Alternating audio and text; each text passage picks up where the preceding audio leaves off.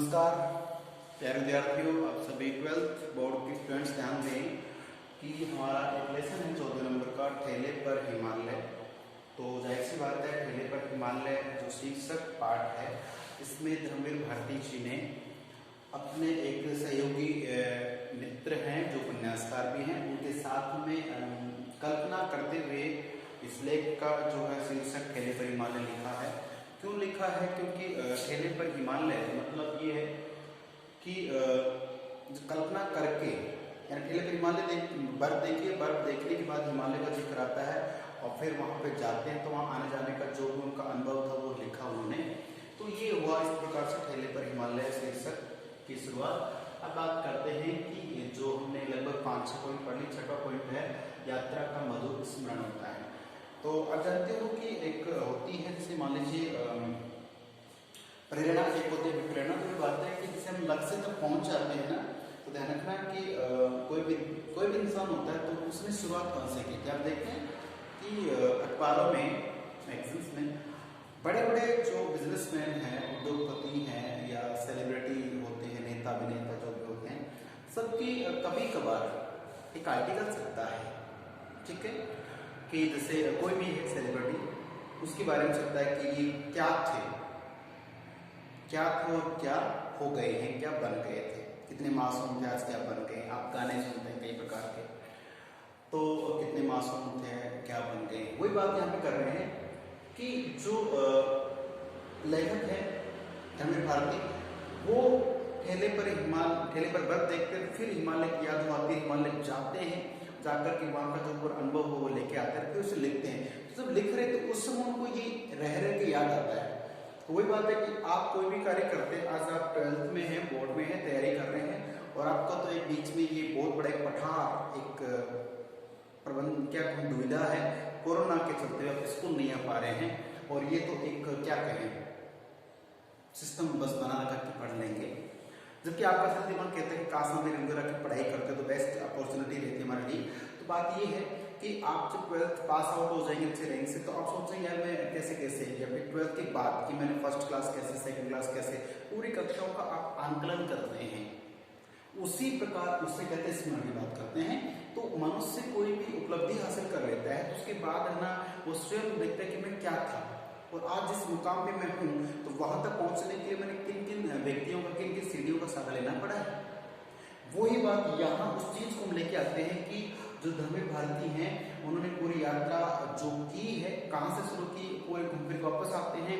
अब वो बैठ करके उस पूरी यात्रा का आंकलन कर रहे हैं कि हमने कहाँ से यात्रा की, प्रारंभ की, कैसे कैसे गए, वहां पर अनुभव क्या था। उस पूरी यात्रा का जो निष्कर्ष है वो उनका मधुर स्मरण है। वो उसे बार बार ये चीज याद दिलाता है। पैराग्राफ आज उसी को अपन पढ़ रहे हैं, ठीक है। तो देखिए लास्ट पॉइंट है ये कि लेखक कहता है कि कौसानी की उस यात्रा का स्मरण याद कर मन पिरा उठता है। पिरा उठना ये शब्द है, एग्जाम में डेफिनेटली पूछा जा सकता है, प्रश्न बन सकता है कि लेखक है कौशल्य की यात्रा का स्मरण करके मन पिरा उठता है, पंक्ति के आधार पर भावार्थ सिद्ध कीजिए। तो ऐसी बात है, इसका मतलब आना चाहिए पिरा। एक होता पिरोना, वो तो आप धागे, मोती, माला समझते हैं, लेकिन यहाँ पिरा उठने, टीस उठना, टीस उठना ये एक शब्द है। तो टीस उठना से मतलब प्यारे विद्यार्थियों की कोई बात जो कोंद जाता है मन में, कोंद जाना। कोई ऐसी बात आपका मित्र, आपके रेसर वाले कोई ऐसी बात बोल जो आपको बिल्कुल ऐसे झकझोर के रख देती है, काम कुछ और कर रहे थे, वो बात सुनते अब तुरंत आपका अंदर चला जाता है, उसके लिए टीस उठना। तो मेरा मतलब यह है विद्यार्थियों कि यहाँ पे धर्मवीर भारती ये बताना चाह रहे हैं कि कौसानी की जो यात्रा है, वो जैसे मैं उस यात्रा से संबंधित कोई भी दृश्य कहीं देखता हूँ, जब वो संवाद बात याद आती है, तो मेरा मन जो है उसमें टीस उठती है, एक कोंद जाग जाती है इस प्रकार की। कल ठेले की बर्फ को देखकर मेरे मित्र उपन्यासकार जिस तरह स्मृतियों में डूब गए, उस दर्द को समझता। बात ये एक डेढ़ लाइन की है, लेकिन बहुत अच्छी बात है कि इनके मित्र हैं और ये हैं जो चाहे वो पान की दुकान पे ये हैं, और वहां पे ठेले पर बर्फ को देखकर इनका मित्र वो स्मृतियों में खो जाता कि रे ठेले पर बर्फ मतलब तो बर्फ से संबंध का हिमालय के बर्फ से है, और हिमालय की यात्रा कर चुके तो अब देखते ठेले पर बर्फ देखिए, तो अब इसमें तुम डूब जाते हैं।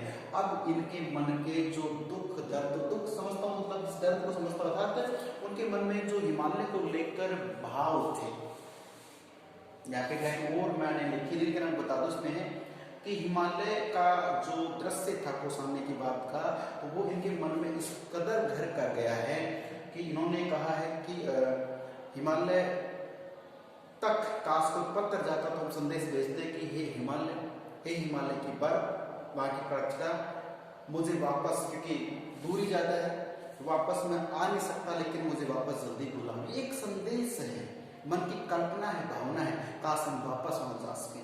कई बार हमारे लाइफ में भी ऐसे पल आते हैं कि कोई ऐसा स्कूल, कॉलेज, संस्था या कोई प्राकृतिक स्थल है, सांस्कृतिक स्थल है, जो आपने एक बार देखा फिर मन करते वापस वहां चल के देखें। हाँ, मुझे पता है, मैंने स्कूल का नाम ले दिया अभी कि स्कूल, आप विद्यार्थी हो ना, अभी आपको लग रहा है कि स्कूल तो छोड़, तो कॉलेज हो जाएगा, कॉलेज में आपको खटकने लग जाएगी, फिर जब तो यूनिवर्सिटी में जाएंगे, यूनिवर्सिटी के बाद फिर ऐसे फिर तो आप बड़े बन जाते हैं। एक वापस टाइम आता है कि स्कूल आते हैं, आप किसी कारणवश आते हैं, तो स्कूल में आते समय देखना एक अजीब सी आपको फीलिंग होगी।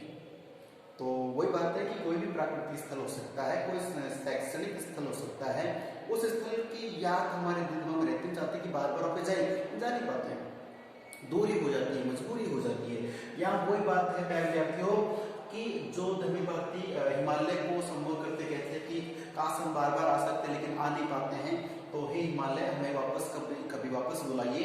तो जब भी ये कहीं बर्फ देखते हैं या बर्फ की जो ऊंचाई देखते हैं, तो बर्फ कहते हैं हिमालय की वो ऊंचाई, वो हिमालय की पवित्रता, वो हिमालय की प्रतिष्ठाएं, उनकी जो कंदराएं हैं, गुफाएं हैं, उन सब की याद इन्हें पीस देती, बार बार रह रहे याद आती है। तो यहाँ पे बात है कि ये अपने आप को बस उन्हीं सपनों के साथ, उसी पता नहीं कि दर्द को समझता हूँ, अर्थात वही बातों को बस याद करके वो तक रह जाते हैं।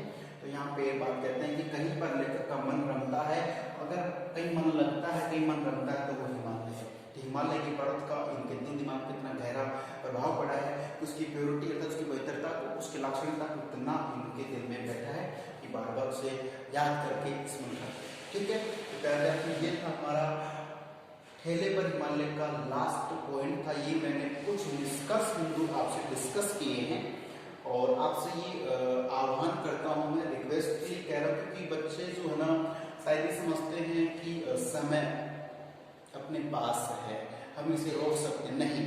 आपके पास इतना समय कि आप मोबाइल घड़ी को देख स्विच ऑफ कर सकते, समय रोक सकते, कुछ नहीं। मैं आपको फिर कह रहा हूँ कि बोर्ड के जितने विद्यार्थी हैं वो जितना आपको बताया जा रहा है उससे डबल करें उसे।